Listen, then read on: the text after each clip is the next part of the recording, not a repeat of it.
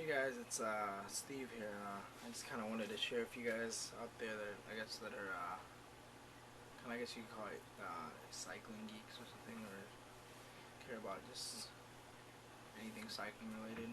Anyways, my good friend of mine, Nick, he just bought a new bike, and he's been riding on like a I think late 1980s or early 90s. Anyways, it's a Schwinn Passage. Yeah, he's started riding more, so eventually he figured it was time to invest a little more money into it, and he purchased a new bike. And I guess there's no better way for me to explain it than just to show you guys. So give me a second, and I'll take the camera off the tripod. Alright. There's the Wilier logo.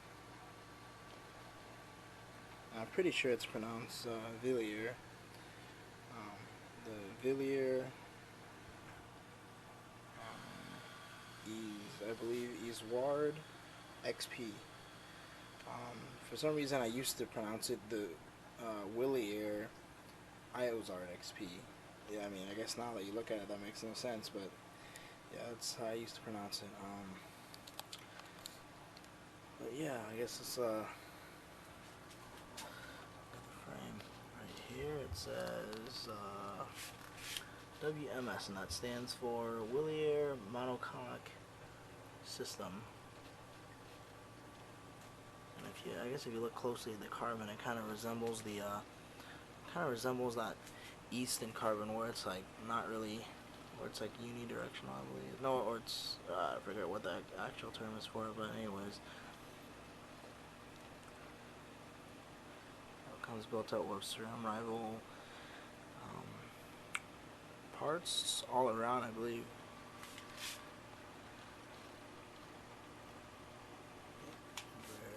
Rear derailleur. Here's the front derailleur. The SRAM rival crank. And when you order through Competitive Cyclist, you do have an option of the standard or the compact to suit your abilities, or I guess preference. On here there is a little thing. I believe it's not. Yeah, it's painted. It's painted and clear over, but it's this is a Wilier Tristina Racing Division. Kind of a nice touch, I guess. I don't know. Some might like it, some might hate it. And then right in the seat tube, you get another look at the Wilier same logo they have up front. If you'll notice from here and to the back.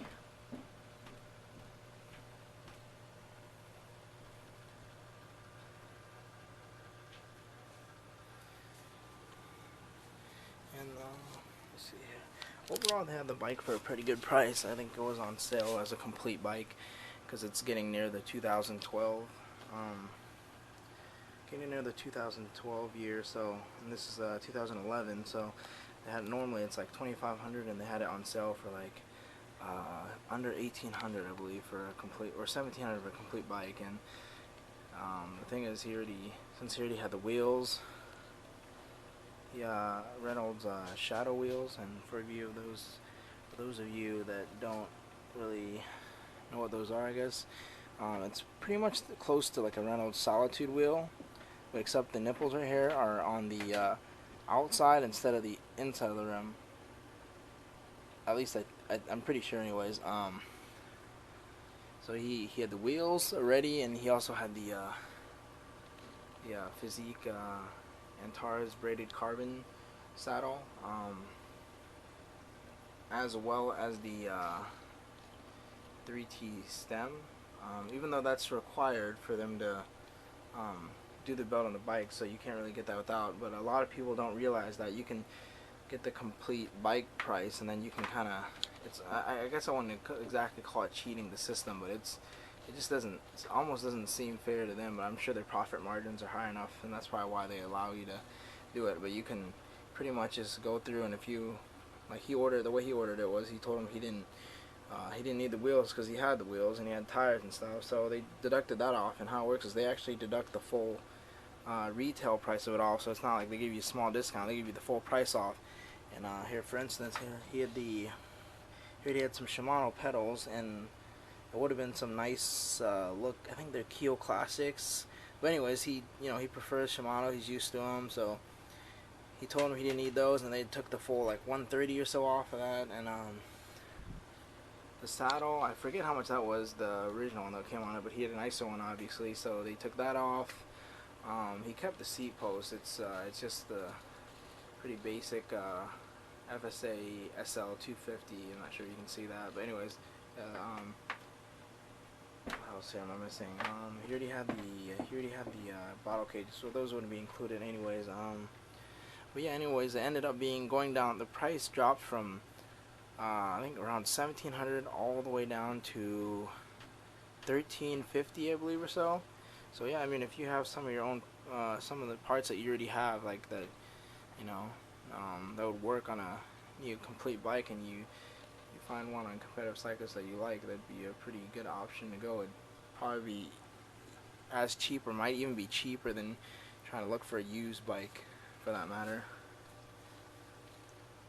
Yeah, the frame's full carbon, including the fork. Comes standard with the at least it seems like Competitive Cyclists. That's one of their brands, or one of the one of the bigger brands that carry, that make like bottle cages and handlebar wrap as Rundle, and that seems like that's what they use, or they used for this build specifically. And then I was gonna point out also, yeah, it's kind of nice. You also do get the SRAM rifle, where the brake levers are carbon. I don't believe that. No, the double tap's not, but either way, that's still a pretty nice touch. What you won't find in Shimano or Campanolo anywhere near the same prices. I'm not seeing what model bars, but there's some FSA Omega compacts. I know that at least. But yeah, I mean, that pretty much sums it up.